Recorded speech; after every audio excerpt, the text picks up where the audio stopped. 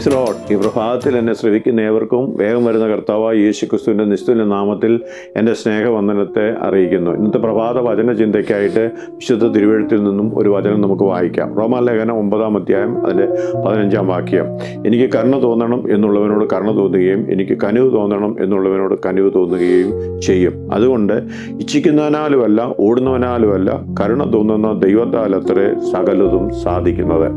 യഹോവയായ ദൈവം മോശയെ ഫറവോന്റെ ആധിപത്യത്തിൽ നിന്നും ഇസ്രായേൽ മക്കളെ വീണ്ടെടുക്കുവാൻ വിളിച്ച് വേർതിരിക്കുന്ന സമയത്ത് ദൈവം കൊടുക്കുന്ന വാഗ്ദത്തമാണ് എൻ്റെ സാന്നിധ്യം നിൻ്റെ കൂടെ പോരും. അതിനുശേഷം പറയുന്നതാണ് ഈ വാക്യം: എനിക്ക് കരുണ തോന്നണം എന്നുള്ളവനോട് കരുണ തോന്നുകയും കനിവ് തോന്നണം എന്നുള്ളവനോട് കനിവ് തോന്നുകയും ചെയ്യും. അത് അപ്പോസ്തലനായ പൗലോസ് റോമാലേഖനത്തിൽ അത് കോട്ട് ചെയ്തിരിക്കുന്നതാണ് നാം ഇവിടെ വായിച്ചത്.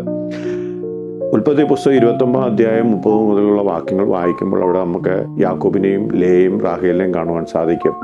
യാക്കോബിൻ്റെ കണ്ണിന് ലേയെ അനിഷ്ടിയായി തോന്നുകയും റാഹേലിനെ അധികമായി സ്നേഹിക്കുകയും ചെയ്യുന്നതായിട്ട് കാണുന്നു. എന്നാൽ ലേയുടെ സങ്കടം കണ്ട ദൈവം ലേയ്ക്ക് ഗർഭത്തെ തുറക്കുകയും റാഹേൽ മച്ചിയായിരിക്കുന്ന ഒരനുഭവം നമുക്കവിടെ കാണുവാൻ സാധിക്കും.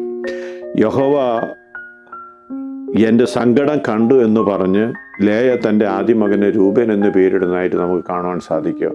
ദൈവം നമ്മുടെ ജീവിതത്തിലെ നമുക്ക് മാന്യത ലഭിക്കേണ്ട സ്ഥാനത്തിൽ ലഭിക്കാതിരിക്കുമ്പോൾ നമ്മളെ നിന്ദിക്കുന്നവരുടെ മധ്യേ, നമ്മളെ പരിഹസിക്കുന്നവരുടെ മധ്യേ നമ്മുടെ കഷ്ടത കാണുന്ന ദൈവം, നമ്മുടെ പ്രയാസം കാണുന്ന ദൈവം നമുക്ക് വേണ്ടി കരുണ തോന്നുവാൻ മതിയായ ദൈവമാണ്. അവന് കരുണ തോന്നത്തക്ക രീതിയിൽ ദൈവസന്നിധിയിൽ നാം ഒരു പ്രാഗൽഭ്യത്തോടെ ജീവിച്ചാൽ തീർച്ചയായിട്ടും ദൈവത്തിൻ്റെ സാന്നിധ്യം നമ്മുടെ കൂടെ ഉണ്ടാവും. അവൻ്റെ കരുണ നമ്മോട് കൂടെ ഉണ്ടായിരിക്കും.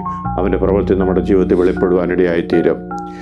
യോഹന്നാൻ്റെ സുവിശേഷം 8-ാം അധ്യായം 3-ാം വാക്യം മുതൽ വായിക്കുമ്പോൾ ശാസ്ത്രിമാരും പരീശന്മാരും കൂടെ ഒരു പാപിനിയായ സ്ത്രീയെ യേശു കർത്താവിൻ്റെ അടുക്കൽ കൊണ്ടുവന്നിട്ട് യഹൂദന്മാരുടെ ന്യായപ്രമാണപ്രകാരം അവളെ കല്ലെറിഞ്ഞ് കൊല്ലണം എന്നുള്ളതാകുന്നു എന്ന് പറഞ്ഞപ്പോൾ യേശു കർത്താവ് പറഞ്ഞു, നിങ്ങൾ ഈ പാവമില്ലാത്ത വ്യക്തി ഇവളെ കല്ലെറിയട്ടെ എന്ന് പറഞ്ഞപ്പോൾ ആരും കല്ലെറിയാതെ പോവുകയും അവളെ ജീവനോടെ രക്ഷിക്കുന്നതായിട്ട് കാണുവാൻ സാധിക്കും.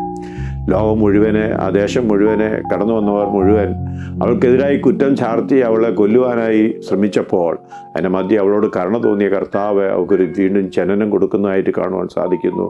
അതുകൊണ്ട് അവൾ കർത്താവിൻ്റെ സാക്ഷിയായിട്ട് ദൈവസന്നിധിയിൽ നിൽക്കുന്നതായിട്ട് നമുക്ക് വചനത്തിലൂടെ വായിക്കുവാനിടയായിത്തീരും. ഇന്നിപ്പോൾ കാലം വചനം ശ്രവിക്കുന്ന പ്രിയ ദൈവവേദിലെ നിൻ്റെ ജീവിതത്തിൽ ഏത് സാഹചര്യത്തിലാണ് നീ ആയിരിക്കുന്നത്, പ്രയാസപ്പെടുന്നത്, ഭാരപ്പെടുന്നത്, നിനക്ക് നന്മ ലഭിക്കേണ്ടിടത്ത്, നിനക്ക് മാനം ലഭിക്കേണ്ടിടത്ത് അത് ലഭിക്കുന്നില്ല എങ്കിൽ ഇന്നിപ്പോൾ കാലം ദൈവസന്നിധിയിൽ സമർപ്പിച്ചാൽ നിന്നെ വിടുവിപ്പാൻ ദൈവത്തിൻ്റെ സാന്നിധ്യം നിന്നോട് കൂടെയുണ്ട്. നമുക്ക് കണ്ണുകളടയ്ക്കാൻ പ്രാർത്ഥിക്കാം.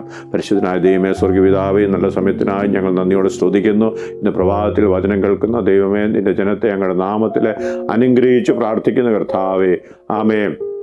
ലേയ യാക്കോബിൻ്റെ കണ്ണിന് അനിഷ്ടയായെങ്കിലും ദൈവത്തിനോട് ഇഷ്ടം തോന്നുകയും അവിടെ ജീവിതത്തിൽ നന്മ നൽകുകയും ചെയ്ത കർത്താവ്, പാവനിയായ സ്ത്രീയെ ലോകം കുറ്റം വിധിച്ചപ്പോൾ ദൈവമൊക്കെ മാപ്പ് കൊടുക്കുകയും അവളെ രക്ഷിക്കുകയും ചെയ്ത പോലെ കർത്താവെ, ഞങ്ങളുടെ ജീവിതത്തിലെ കുറവുകളെ ക്ഷമിച്ച് കർത്താവെ, ഞങ്ങളുടെ ജീവിതത്തിൽ ദൈവം കനിവ് കാട്ടുമാറാകണേ, കരുണ കാണിക്കുമാറാകണമേ എന്ന് പ്രാർത്ഥിക്കുന്നു.